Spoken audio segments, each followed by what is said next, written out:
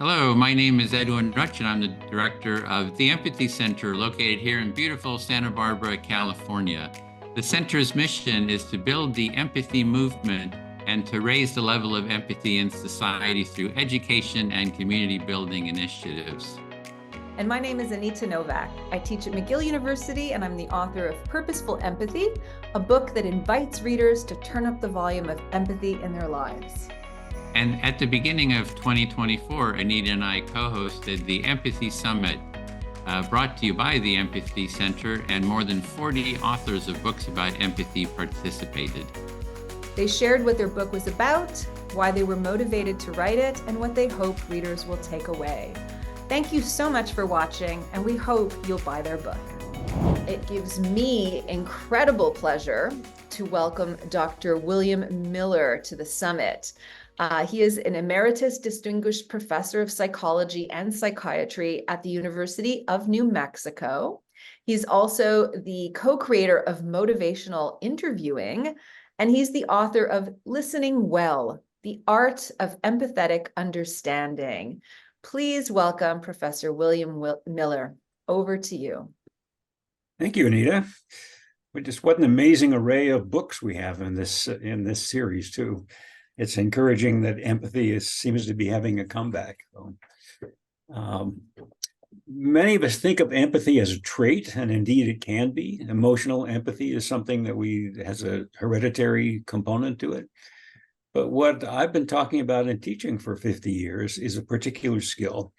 Edwin talked about it as active listening.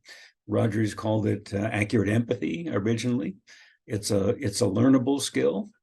And I taught that as the first course in our psychology program for decades.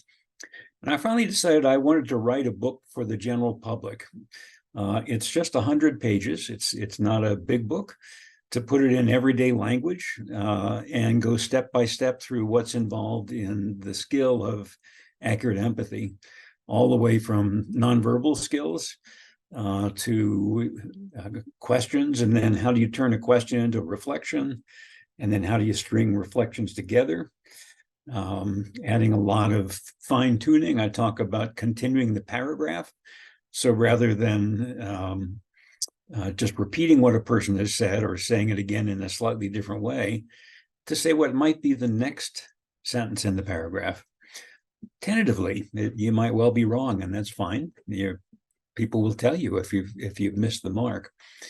But it's such a valuable skill. It is the most well-documented skill in counseling for being related to positive client outcomes and promoting actual change. But it's not limited to professional relationships. And so I wrote this book just for everyday folks. It's useful in relationships. It's useful in conflict resolution.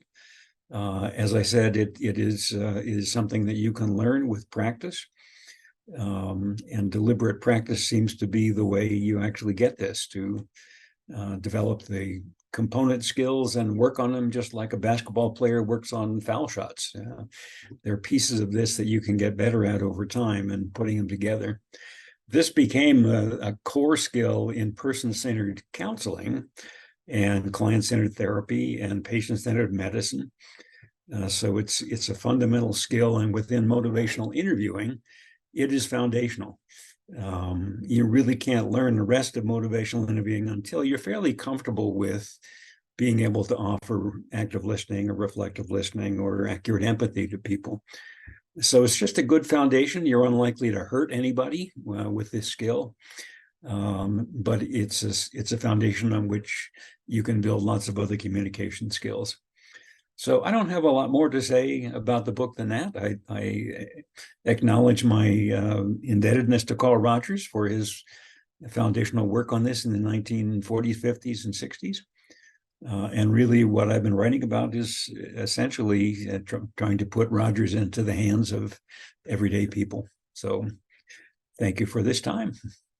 Could I ask a question as a follow-up? Have you had any feedback from people who have read the book or have deployed the exercises or the learnings from your book that we could share? Sure. I mean, I get happy to get emails from people saying how helpful they found it. I mean, I've been using these exercises literally for 50 years, and they build on each other step by step. So you learn one skill, then another skill that builds on that, then another skill that builds on that.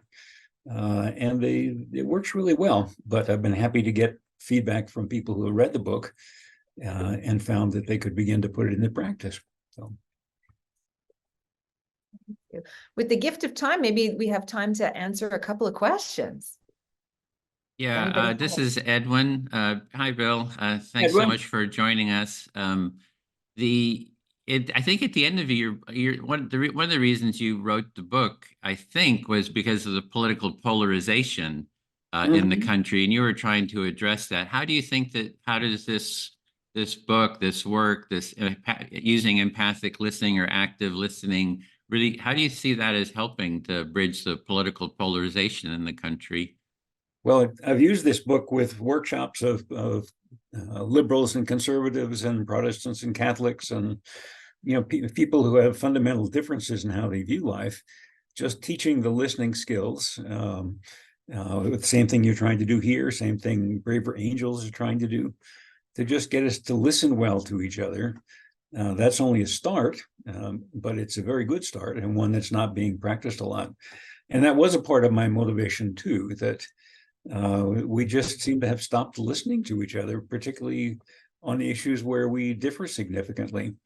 And that's not healthy, and it hasn't always been that way. So I have a chapter on listening across canyons in the book that's meant for that particular purpose of listening when you have real differences from the people that you're listening to.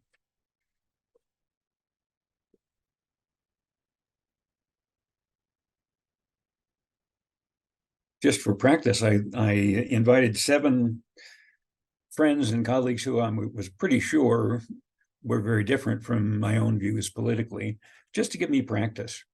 And what surprised me was I found it was relatively easy once I put on my listening hat. Say, oh, that's what I'm supposed to be doing. I'm not supposed to be scoring points or disagreeing or debating. I know how to do this. And so this is a skill you can use in that situation. Again, it's just a first step. You need to do more beyond that to develop collaborations and so on. But it's a very good first step. Yeah, I have to agree with you there with it being a first step. That's what the empathy circle that we're going to be doing later in the day is using that active listening or that accurate empathy. And I find it is the foundational core practice, I would say, for the empathy movement. It's like, yes. And then with the empathy circle, it's a container and a structure for learning and practicing it in a simple way. So I'm really trying to get the word out, about the active listening. I loved your book. In terms of practicality, it's just very practical.